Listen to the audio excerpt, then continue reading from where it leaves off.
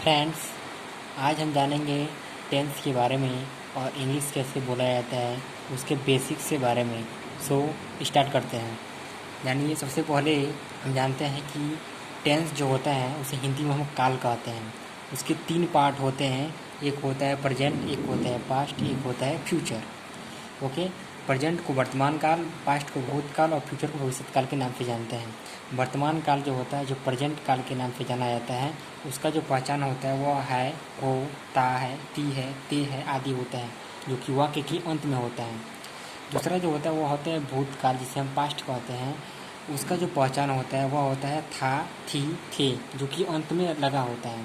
तीसरा जो होता है वो हमारा होता है भविष्य काल, जिसे हम कहते हैं कि इसके किसी भी वाक्य में गा, गी, गे आदि होते हैं।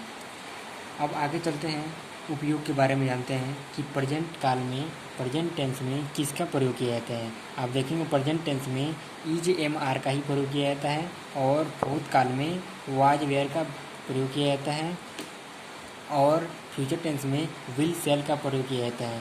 और भी कई चीज़ों का प्रयोग किया जाता है, लेकिन हम बेसिक्स के बारे में जानने का प्रयास कर रहे हैं।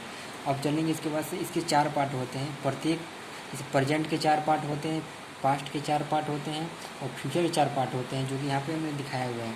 एक होता है इंडेफिनिट, एक होता है कंटिन्यूअस, एक होता है परफेक्ट, एक होता है परफेक्ट कंटिन्यूअस। सबके आगे जोड़ देंगे तो 4-4 बन जाएंगे, जो कि 12 होते हैं। एक होता है प्रेजेंट इंडेफिनिट टेंस, एक होता है प्रेजेंट कंटिन्यूअस टेंस, एक होता है प्रेजेंट परफेक्ट टेंस, एक होता है प्रेजेंट परफेक्ट कंटिन्यूअस टेंस।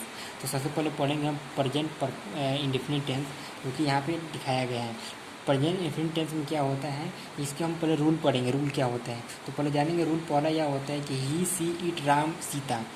याद कि राम और सीता, कोई भी राम की जगह कोई भी पुरुष का नाम हो सकता है और सीता की जगह पर कोई महिला का नाम हो सकता है। इसके अलावा हम देखेंगे यहाँ पे कि जो इसके साथ हम एस और एस का प्रयोग करेंगे कब, जब वर्ब का प्रयोग करेंगे हम तब। ओके, अब आगे करेंगे। रूल सेकंड में देखेंगे हम। रूल सेकंड कर रहा है कि यू, वी, दे और आई होता है। इसमें क्या होता है कि इसमें सिर्फ वर्ब का ही प्रयोग किया जाता है, इसमें एस, एस का कोई प्रयोग नहीं होता है। अब आगे देखेंगे, आगे क्या देखेंगे कि रूल तीसरा कहता है कि जिस वर्ब के अंत में एस एस होता है, एस एच होता है, सी एच होता है, एक्स होता है आदि होते हैं, तो उसमें एस लगाया जाता है। बहुत लोग कन्फ्यूजन हो जाता है, इसलिए इसको बना दिया मैंने। जैसे क्लास, अगर आप देख रहे हैं क्लास के दोनों जो अंत में डबल एस है, इसलिए इसमें हम एस का प्रयोग नहीं करेंगे, बल्कि डबल एस का प्रयोग कर ई एस का प्रयोग करेंगे। इसके अलावा आप देख रहे हैं ब्रश जो होता है, ब्रश में क्या होता है, एस एच लगाया हुआ अंत में इसके, इसलिए इसमें भी ई एस का प्रयोग करेंगे। इसमें मैच होता है, इसमें सी एच होता है, तो सी एच के अलावा आप क्या करेंगे, इसमें ई एस जोड़ देंगे तो मैचेज हो जाएगा। फिर से बॉक्स होता है तो ई एस का प्रयोग नहीं करेंगे, इसमें ई एस का प्रयोग करेंगे। ओके, अब आगे चलते हैं। इसके जस्ट क्या है हमारा, अब देख रहे हैं हम इधर जो रूल चौथा नियम है, जो कि टेंस बनाने का नियम है कि टेंस बनाते कैसे हैं। पहला होता है एस होता है, एक भी होता है, एक ओ होता है ऐसे। ओके, तो एस से सब्जेक्ट होता है, भी से वर्ब होता है और हमारा ओ से ऑब्जेक्ट होता है। ओके, और हम जानेंगे कि कहाँ पे क्या होता है। ऐसे हमारा देख रहे हैं कि सब्जेक्ट होता है, सब्जेक्ट में क्या होता है, ही, सी, इट, राम, सीता, कुछ भी हो सकता है। सब्जेक्ट में आप कोई भी नाम भी ले सकते हैं, किसी का नाम ले सकते हैं। ओके, और वर्ब में क्या होता है कि वर्ब में हम जानेंगे कि वर्ब में हमारा रीड होता है, वीप होता है, स्लीप, प्ले, राइट, ईट आदि कुछ भी ले सकते हैं। वर्ब में क्रिया होता है। इसके अलावा आप देख रहे हैं कि यहाँ पे हमारा ऑब्जेक्ट है। ऑब्जेक्ट में क्या होता है, बुक, पेन, कॉपी, फूड आदि कुछ भी ले सकते हैं। ओके, तो चलिए हम पहले टेंस बनाना सीखते हैं कि टेंस आखिर बनाए कैसे। ओके, तो आप देख रहे हैं कि वहाँ पर लिखा है पहला टेंस है कि वह पढ़ती है। हम इसको कैसे बनाएंगे, तो सबसे पहले हम जानेंगे इसका मतलब क्या है कि वह जो होता है वो 2 होता है। एक वह एक स्त्री के लिए होता है, एक पुरुष के लिए होता है। और फिर से एक यह होता है, एक राम, सीता आदि होता है, नाम कुछ भी ले सकते हैं हम। तो वह जो स्त्री के लिए होता है इसमें सी का प्रयोग होता है, जो पुरुष के लिए होता है उसके लिए ही का प्रयोग होता है। और ईट माना यह होता है। इसके अलावा राम, सीता का भी मतलब कोई भी नाम ले सकते हैं इसके जगह पर, कोई जरूरी नहीं कि राम, सीता ही लेंगे। अब आगे चलते हैं कि लिखा है वह पढ़ती है, या किसी न किसी लड़की से रिलेटेड है तो वह लड़की का नाम है, मतलब लड़की के लिए प्रयोग हुआ है, इसलिए हम जो इसमें हम ही का नहीं बल्कि सी का प्रयोग करेंगे। तो हम पहले लगा देंगे सी, लगा देंगे, जो कि हमारा सब्जेक्ट का रूल मैंने फॉलो कर दिया। और मुझे भी का रूल फॉलो करना है, जो कि वर्ब होगा। तो पढ़ना का जो क्रिया होता है वो वर्ब होता है, तो जो उसका रीड होता है तो सी हो जाएगा, हमारा रीड हो जाएगा। चूँकि मैं बताया हूँ पहले से, आपको पता होगा कि वर्ब में एस ई एस का ही प्रयोग होता है। और कब होता है इसका भी शर्त है। शर्त यह है कि जब एस एच ई होता है, यानी सी होता है, ही होता है, इट होता है, राम सीता जो भी नाम होते हैं एक वचन में जो होते हैं उसके साथ एस या ई एस का प्रयोग किया जाता है, बाकी सबके साथ नहीं प्रयोग किया जाता है, वैसे ही लिख दिया जाता है। तो यहाँ पर मैंने सी रीड लिखूँगा तो गलत हो जाएगा, इसलिए मुझे एस इसमें लगाना ज़रूरी है। फिर देख रहा हूँ कि वो खाती है, यहाँ भी देख रहे हैं कि इसका मतलब वही हुआ, तो सी माने वो हो गया। और खाना का क्या होता है, ईट होता है, तो सी ईट लिखेंगे तो भी गलत है, क्योंकि इसमें भी क्या लगाना पड़ेगा, एस लगाना पड़ेगा, क्योंकि ये एक वचन में है, तो एस इसमें भी लगा दिया मैंने। फिर क्या होता है, वो रोती है, जैसे कि आप जानते हैं, तो इसमें क्या होता है, सी लगा दिए, सी माने वो होता है। और यहाँ पे आप कोई भी ले सकते हैं, वो भी ले सकते हैं, पुरुष के लिए लगा सकते हैं, राम ले सकते हैं, सीता ले सकते हैं, गीता ले सकते हैं, मोहन ले सकते हैं। ये आपके ऊपर डिपेंड करता है कि आप इसमें से क्या लेते हैं। जैसे रोती हो गया, तो रोना का क्या होता है, विप होता है, तो मैं क्या कर दूँगा, मैंने विप लगा दिया और उसे मैंने एस लगाऊंगा तभी सही होगा, नहीं तो गलत हो जाएगा। ओके। फिर देख रहा हूँ वो हंसती है, हंसती में क्या होगा कि वो क्या होता है, सी होता है। ओके। फिर क्या होता है, हंसना का लाफ होता है, जैसे लाफ मैंने हंसना होता है, तो मैंने क्या कर LAUGH लगा दिया और इसमें एस मैंने लगा दिया, क्योंकि एक वचन में है। उसके बाद से क्या होता है, वो खेलती है, तो वो का क्या होता है, वो का होता है हमारा सी, क्योंकि यह लड़की के लिए प्रयोग हुआ है। और खेलने का क्या होता है, प्ले होता है, तो आपको पहले क्या करना होता है, प्ले लगाएंगे आप, तो सी प्ले लगाएंगे और इसमें एस लगा देंगे आप, तो हमारा क्या हो जाएगा, सही हो जाएगा। और फिर नेक्स्ट में चलते हैं। अभी तो मैंने जान लिया कि एस और एस का प्रयोग में होता है, लेकिन जहाँ पे एस और एस का प्रयोग नहीं होता है जिस वर्ब में, उसके लिए भी कुछ प्रयोग कर लेते हैं। जैसे मान लीजिए यहाँ पे आप देख रहे हैं कि तुम पढ़ते हो, तुम पढ़ते हो, इसमें क्या है, यू होगा। तुम का क्या होता है, यू होता है। जैसे आप देख रहे हैं कि यहाँ पे यू माना तुम होता है, वी माना हम होता है, दे माना वे होता है, आई माना मैं होता है। तो हमारे इसमें क्या होता है, ऐसा एस का प्रयोग नहीं होता है वर्ब में, डायरेक्ट वर्ब को ही लिख दिया जाता है। जैसे पढ़ना का क्रिया वर्ब होता है, वर्ब जो होता है वो रीड होता है, तो मैं डायरेक्ट क्या लिखूँगा, यू रीड लिख दूँगा, बस इसमें एस का प्रयोग नहीं करूँगा, क्योंकि यह क्या है, बहुवचन में है।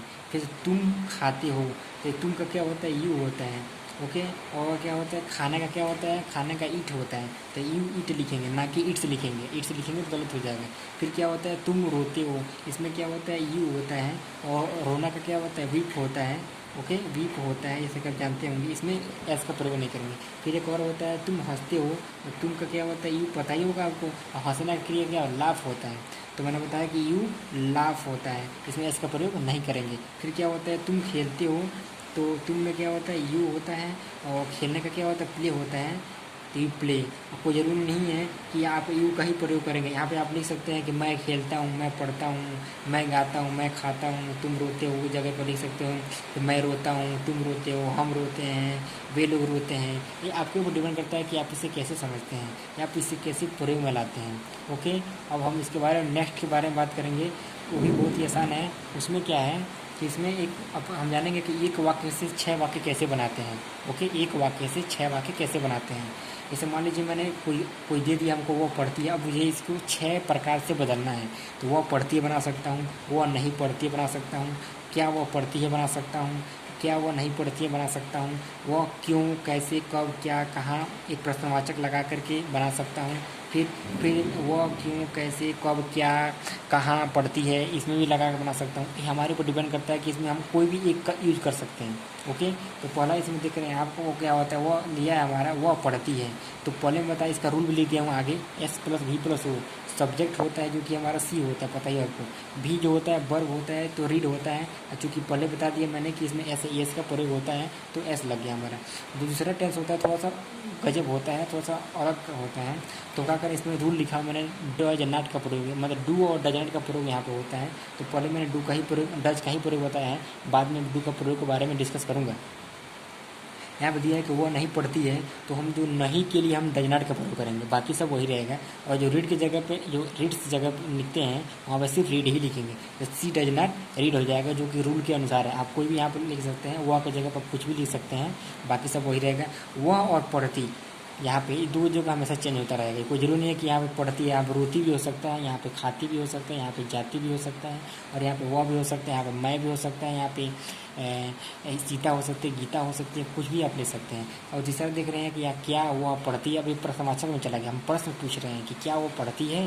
तो जब प्रश्न पूछेंगे तो जो डू और डज होता है ना, उसको आगे लेके चले जाते हैं। चूँकि यहाँ पर डज का ही प्रयोग पढ़ रहे हैं हम, डू का नहीं पढ़ रहे, इसलिए डज को क्या करेंगे, पहले लाएंगे। अब बाकी शेष प्रक्रिया वैसे ही कर देंगे। डज सीरियल हो जाए, अब रूल अब है, इस रूल को फॉलो करेंगे।